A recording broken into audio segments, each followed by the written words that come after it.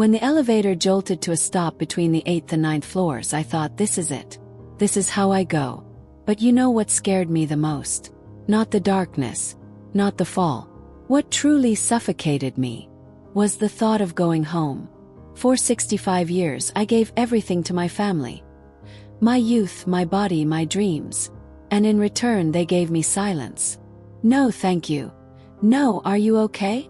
Not even a glance when I walked through the door, bruised and broken. They didn't know it yet, but that night was the last time they would ever ignore me. My name is Amanda. I used to believe being a good wife and mother meant sacrificing yourself until there was nothing left. I cooked 3 meals a day, folded every shirt just the way they liked it, and picked up my grandson from school, rain or shine, limping through arthritis and exhaustion like it was just part of the job. That day, I was on my way to pick him up, just like always. Same bus stop, same time. But as I stepped into the elevator, something snapped. Loud bang. Then a sharp, violent jolt. Before I could scream, I was thrown to the ground. My knee slammed against metal, my hand scraped raw, and my heart raced like it was trying to escape my chest. There was a young woman inside with me, maybe in her 20s. She clutched her phone like it was a lifeline and sobbed into it, begging her boyfriend to stay on the line. And you know what he said? "Babe, I've got work to do. Just hang in there. Call me when you're out." Then he hung up. Just like that. I remember watching her, thinking, these young girls, they walk away after one disappointment. Me, I stayed through decades of worse. Because that's what I was taught. Endure. Swallow your pain with a smile. But as I sat there in that cramped, broken elevator, my knee throbbing and my heart cracking open, I realized something for the first time in my life. Maybe I didn't have to. It was supposed to be just another ordinary day. Amanda, 65 years old, had tied her gray-streaked hair into a neat bun, packed a small snack for her grandson, and stepped into the elevator of their apartment building. She was on her way to pick up little Alex from school, like she had done hundreds of times before. But halfway between the 8th and 9th floors, something went wrong. Sharp jolt, loud bang, and then stillness. Unnatural, ominous. The lights flickered and died. Amanda hit the wall hard. Her knee throbbed instantly, but she didn't cry out. She simply sat in the dim silence, heart pounding in her chest like a war drum. Across from her, a young woman sobbed uncontrollably, frantically pressing the emergency button. Her phone shook in her hand as she called someone, her boyfriend. And what did he say? "Babe, I'm working. Just wait for the rescue team. I'll come pick you up later." Then he hung up. Just like that. The girl's face crumpled. Her breath caught somewhere between a sob and a scream. But Amanda, she didn't cry. She didn't scream. She just sat there, quietly listening, staring at the faint light from the emergency bulb. And in that moment, she realized something painfully true. She wasn't just trapped in this broken elevator. She'd been trapped for years, in a life that felt just as suffocating. A marriage where her voice didn't matter. A household where her sacrifices were expected, but never appreciated. A family that relied on her, but never saw her. You see, Amanda had grown up in a generation where women were taught to stay, to endure, to bend until they broke, and then keep bending. So that's what she did. Through the silence, through the disappointments, through the years of being needed, but never cherished. And now, sitting bruised and scared in that elevator, she found herself wondering, what if this is how it ends? Would they miss me? Would they regret how they treated me? Deep down, she already knew the answer. And it hurt more than the pain in her leg. Sometimes it takes a moment of stillness, one unexpected pause, for us to finally hear the truth we've been avoiding. You're not weak for enduring, but you are powerful when you finally ask, "What about me?" And that night, Amanda was about to ask that question for the very first time. Because when those elevator doors finally opened, Amanda wasn't the same woman who stepped in. She was ready to face what waited behind her front door. By the time Amanda reached the 10th floor, her legs were trembling, her knees swollen and stiff. The elevator had been fixed hours ago, but Amanda, shaken and bruised, couldn't bring herself to step into it again. So she climbed, one step at a time. 10 flights, dragging her injury behind her like a secret no one would care to hear. When she finally turned the key and stepped inside her apartment, the warmth she desperately needed wasn't there. Instead, her son Ryan's voice exploded through the hallway. "Oh, so you finally decided to show up. Do you even realize how much you messed up today?" She froze at the door. "No, are you okay?" "No, where have you been?" "Just accusations. I had to leave work early to pick up Alex," Ryan continued. "I lost a major client. Do you even understand how much that cost me?" Lucia, her daughter-in-law, peeked out of Alex's room, frowning. "You're disturbing him while he's studying," she said, annoyed. "Susie, hurry up and make dinner. It's already late." Amanda opened her mouth to speak, to explain the elevator, her injury. But no one was listening. Carl, her husband of over 40 years, didn't even glance up from the television. He didn't ask where she'd been. He didn't notice her limp. He didn't see the bruises forming beneath her pants. She limped past them all and made her way toward the kitchen, her heart heavier than her legs. This was home, not a place of care, not a place of comfort, just a space where she was expected to function. Cook, clean, pick up the child and stay out of the way. For years, she had believed that love was quiet. That gratitude didn't need to be spoken. But that night made one thing painfully clear. Love unspoken often turns into love assumed. And love assumed becomes labor expected. She remembered once, when her arthritis had flared so badly she couldn't even hold a spoon. She'd asked Carl to pick up Alex just for a few days. He refused. He had dance practice with their neighbor Vivian, and when Ryan found out, he hadn't blamed Carl. Well, he blamed her. "Dad worked his whole life. He deserves rest. You've never worked a day in your life." Never worked. Amanda wanted to laugh. She had carried sick children on her back, washed laundry by hand, cooked, cleaned, taught herself to budget every penny Carl didn't send home. But that night none of it mattered. She was expected to make dinner, to smile, to forget she had almost died in a falling elevator. The cruelest kind of neglect doesn't always come from strangers. Sometimes it comes from the people who use your love as labor, and never look up long enough to see you're breaking. That night, as Amanda stood in that kitchen, every ache in her body spoke a truth louder than any words. She was done. And she was about to prove that even the quietest woman can still make a storm. It's easy to look at someone like Amanda and assume she's just ordinary, just a mother, just a grandmother, just a woman who stayed at home. But what most people don't see are the decades of invisible labor that built the very foundation they're standing on.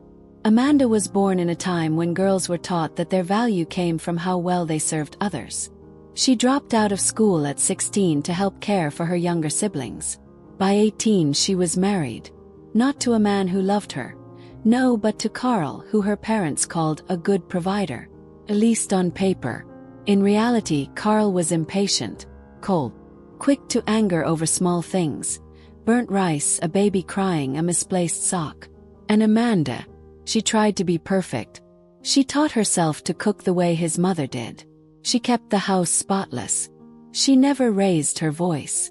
And when Carl left to chase business deals in another city, she stayed behind, alone, raising Ryan, his aging mother, and managing a house on pennies. For 10 long years, Carl didn't send a dime home.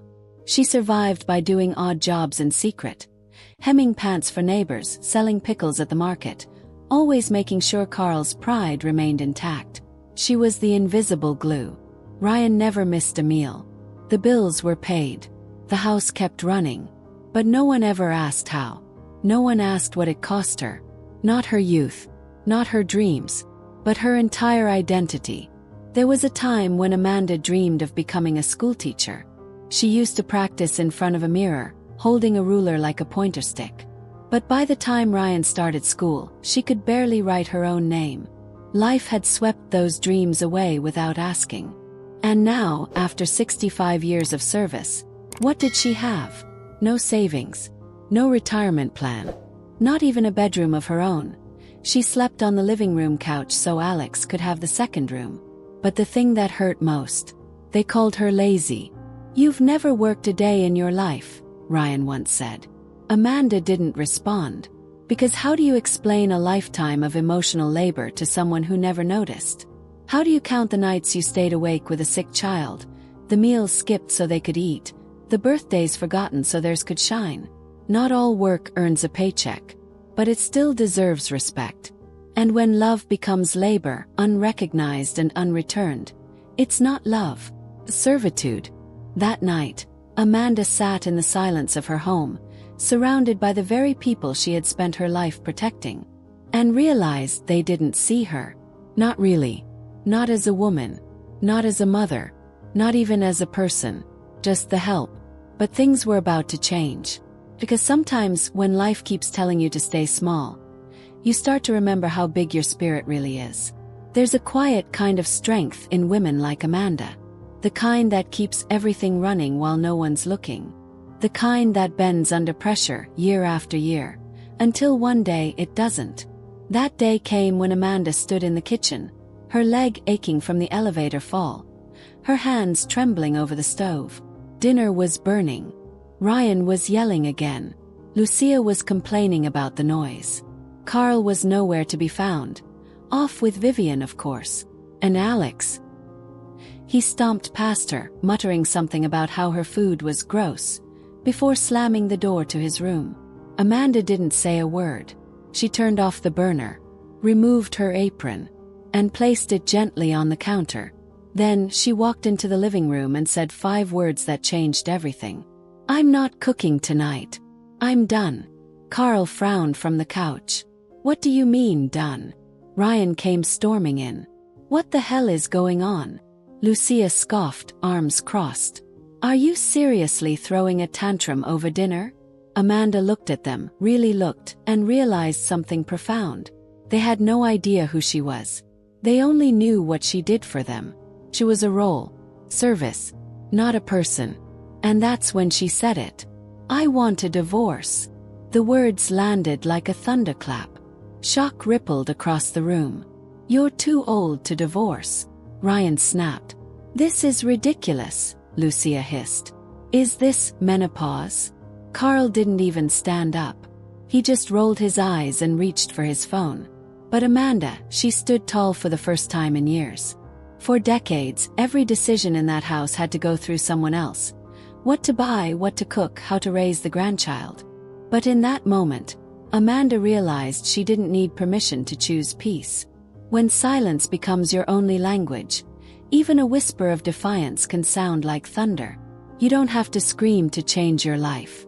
Sometimes all it takes is saying, "Enough." She packed her things slowly, methodically. Just a few worn outfits, small bank book, and a life's worth of quiet courage. Ryan mocked her. Lucia rolled her eyes. Carl didn't even notice she was gone, until the neighbors started whispering. Because Amanda didn't leave quietly. She had one more truth to uncover. One more mask to pull off. Amanda had seen the signs. The way Carl's eyes lit up when Vivian walked by. The late-night dance practices that stretched past midnight. The perfume that lingered on his shirts, one she didn't wear. For a long time, she pretended not to notice. It was easier that way. To ignore the obvious. Stay safe. But after that night, after the elevator, the shouting, the silence, Amanda was done with pretending. She didn't confront Carl. She didn't beg for the truth. Instead, she waited. And then, one evening while Carl was helping Vivian with groceries, Amanda called a few old friends. They'd known her since before the gray hair, before the apron. They didn't need much convincing. "Wear comfortable shoes," she told them. "And bring your phones." They met outside Vivian's apartment just as the sun began to set. The curtains were wide open, the lights warm and soft. And inside, Carl was kneeling in front of Vivian, gently wrapping her ankle in a bandage. His face full of tenderness Amanda hadn't seen in years. Vivian leaned forward, touching his cheek. He kissed her. Low, intimate, certain. And in that moment, Amanda's hands didn't shake. She didn't cry. She clicked record. Behind her, her friends gasped. One of them whispered, "We got it." A few even applauded. When Carl looked up and saw Amanda's face through the window, calm, steady, unflinching, his eyes widened in horror. And then came the flash. Amanda had left it on. What followed was chaos. Vivian screamed, diving for the curtains. Carl rushed to the door. The neighbors began pouring onto their balconies. And Amanda, she simply stepped back and said, "You should have closed the curtains." For years, Amanda had been the one embarrassed. About Carl's temper, about Ryan's entitlement, about always being less than. But now, it was their turn to feel exposed. Not through violence, not through vengeance, through truth. Carl stormed out, his face red, his voice booming. "You're crazy, Amanda. You've humiliated me." But Amanda didn't raise her voice. She just said, "You did that to yourself." Betrayal thrives in silence, but loses power when it's seen. Sometimes the most powerful thing you can do is shine a light. That video made its way through the building by morning. Vivian refused to show her face for days. Carl tried to deny it, but the truth was out. And Amanda, she didn't stick around for the fallout. She had a suitcase to finish packing, a new chapter to begin. Because after a lifetime of being lied to, walked over, and ignored, Amanda had finally chosen herself. Before we continue, I want to pause for a moment and ask you something from the heart. Have you ever felt like Amanda? Like you gave and gave until there was nothing left, only to be pushed aside when you needed someone the most? If this story is touching something deep inside you, if you've ever endured in silence, or found the strength to finally walk away, please share your feelings in the comments below. Your story matters. You never know who might be reading, and how your words could give someone else the courage to choose freedom too. Now, let's go back to Amanda because her journey is far from over. Amanda didn't slam the door when she left. She didn't cry. She didn't even look back. She simply stepped outside with a half-full suitcase, a quiet breath, and a heart that had carried too much for too long. For the first time in over 4 decades, she had nowhere to go. And for the first time, it didn't scare her. Because even though she was technically homeless, she felt something unfamiliar. Lightness. Carl didn't fight her departure. In fact, he shouted after her, "Don't come crawling back when things fall apart." Ryan rolled his eyes and mumbled, "You'll be back. You always are." But Amanda wasn't the same woman anymore. She had spent a lifetime shrinking herself into silence, making herself small enough to fit inside other people's expectations. And now she was learning how to expand again. She called Tracy, her childhood friend, the one who always said, "If you ever need a place, I've got you." That same afternoon, Amanda arrived at Tracy's little house in a sleepy town nestled between quiet hills and wide skies. It wasn't fancy. It wasn't new. But it was safe. And for the first time in years, Amanda slept through the night without clenching her fists under the pillow. In the days that followed, she did something unexpected. She slowed down. She swept the porch. She watered the flowers. She walked barefoot in the morning grass. She breathed. One morning, Amanda woke up in a panic, convinced she was late to make breakfast and get Alex ready for school. She rushed into the kitchen, only to stop midway, hand on her chest and whisper, "Oh, I don't have to anymore." That realization hit her harder than she thought. She sank into a chair and cried, not from sadness but from relief. There was no one to cook for, no one to scold her, no one demanding she pick up the pieces of their life. And that quiet, it wasn't loneliness, it was freedom. Sometimes, losing everything you thought you needed is the only way to discover what you truly deserve. You can be 65 and still start over. You can be heartbroken and still find peace. And you can be homeless and still feel at home. Amanda didn't know what her next chapter would look like, but she was finally the one holding the pen. One evening, as Amanda stirred a pot of soup in Tracy's cozy kitchen, the front door creaked open and in walked Linda. She was Tracy's old neighbor, sharp-tongued, loud-laughing, and full of opinions. Without so much as a hello, she sniffed the air, pointed at the pot, and declared, "You're not letting that recipe go to waste, are you?" Amanda blinked. "It's just potato leek soup." Linda pulled out a chair. "Darlin', that's comfort in a bowl. You know how many people would pay to learn how to make that?" Amanda chuckled, brushing her hands on her apron. "I don't even know how to use a smartphone properly. You think I can be on the internet?" Linda leaned forward, eyes gleaming. "Oh, honey, you've already done the hard part. You survived. Now it's time you shared it." And just like that, it began. They used Tracy's old phone, a chipped tripod, and a kitchen light Amanda rigged out of an old lamp. No fancy intros. No polished editing. Just Amanda, her recipes, and a warm voice telling little stories while chopping onions. First, the views trickled in slowly. Then someone commented, "This reminds me of my grandmother's cooking. I miss her so much." And then another, "I'm 62, alone, and just learning how to cook. Thank you for making me feel less stupid." Amanda read every comment with her hand over her heart. She had spent decades cooking in silence. No thank you, no applause. Now, strangers across the country were writing to say, "You matter." One video, her simple chicken stew, went viral. Not because of the recipe, but because halfway through she paused and said, "You don't have to be perfect. Just feed someone with love. That's enough." And people felt it. Linda, ever the cheerleader, printed out Amanda's first $200 in ad revenue and stuck it on the fridge like a kindergarten award.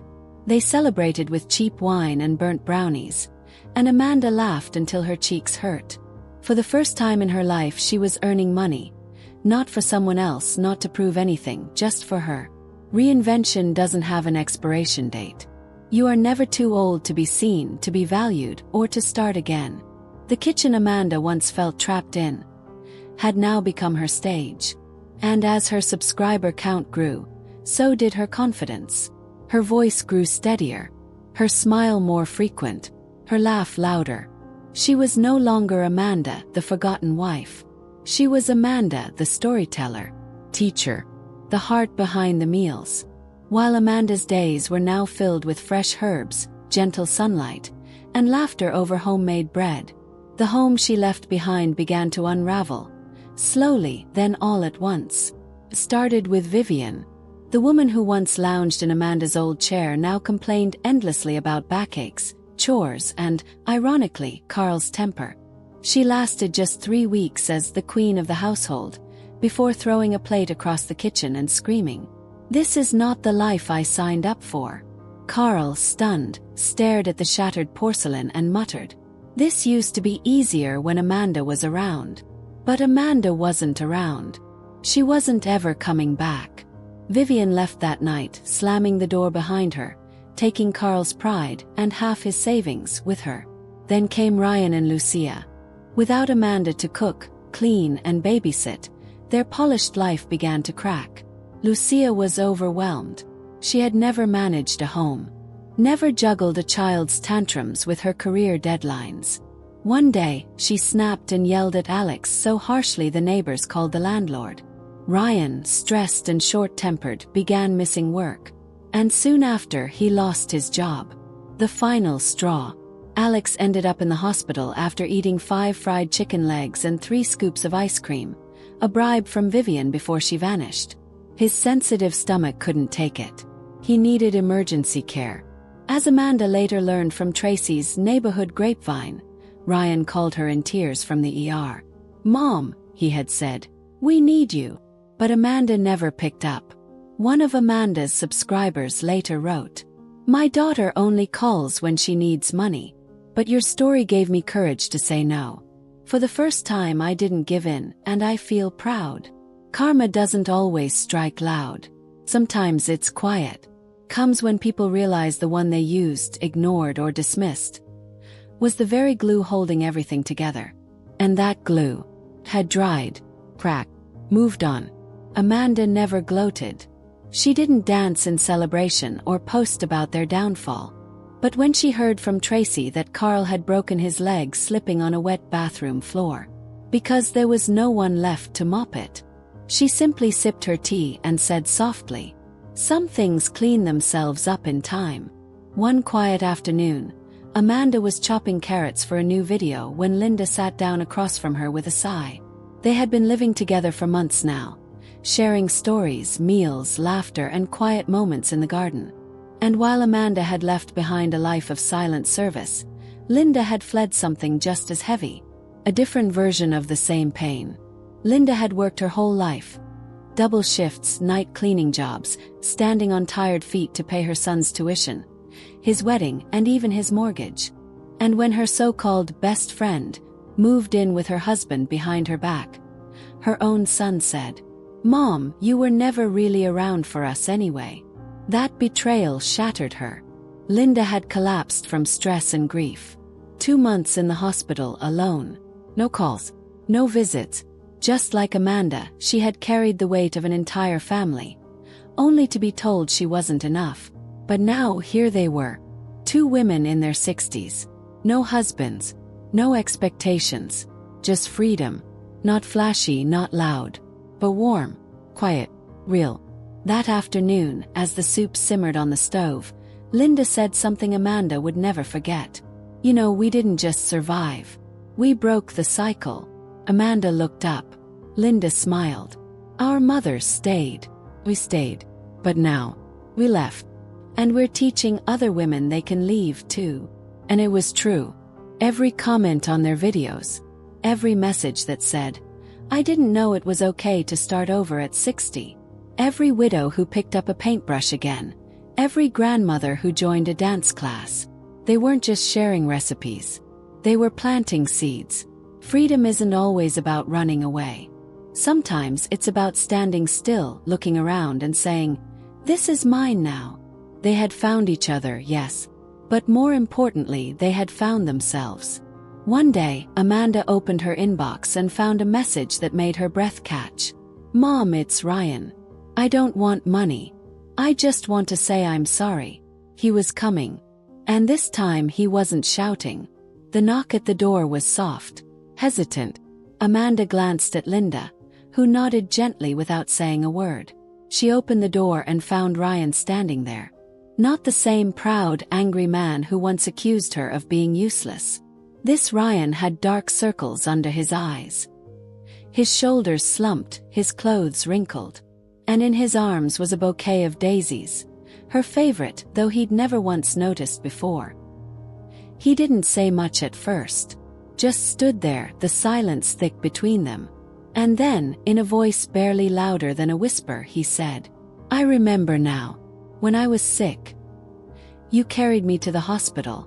You never let go." Amanda didn't cry. She had shed her tears already. She stepped aside and let him in. That night, they sat at the small kitchen table over 2 bowls of warm stew. Ryan talked. Amanda listened. Then Amanda spoke. And Ryan really listened. He apologized, not just with words but with recognition. He finally saw what she had given, what she had lost, and what she had reclaimed. "You taught me how to be strong," Ryan said quietly. "I just didn't realize it until now." He didn't ask her to come back. He didn't beg for help. He simply said, "Thank you." And that was enough. Amanda forgave, but she didn't forget. She made it clear. "I'm not coming back to fix anything. I'm living my life now. You'll have to learn to stand on your own 2 feet." And for once, Ryan didn't argue. He just nodded. Forgiveness doesn't mean returning to what hurt you. It means setting yourself free from the weight, the anger, the past, and reminding yourself that you matter too. Amanda's story isn't rare. There are thousands, millions, of women just like her. Women who sacrificed, who gave everything, who were told it was too late to start again. But Amanda is living proof. It's never too late. Not to walk away. Not to start over. Not to find yourself again. If you're listening to this and wondering if your life can change, This is your sign. And you're not alone. Because freedom doesn't come in grand gestures. Sometimes it starts with something as simple as taking off your apron and saying, I deserve more. Thank you so much for staying with Amanda's story until the very end. If there's one thing this journey reminds us, it's that it's never too late to choose yourself. You don't have to stay silent. You don't have to settle. Whether you're 35 or 65, you still have the power to rewrite your story. Now I'd love to hear from you. What part of Amanda's journey touched you the most? Have you ever faced something similar or known someone who has? Let us know in the comments. Your voice might just inspire someone else to take their first step toward freedom. And if this story moved you, please don't forget to like, share, and subscribe to the channel. There are so many more powerful stories waiting to be told, and I'd love to share them with you. Until next time, take care of your heart, and never forget your worth.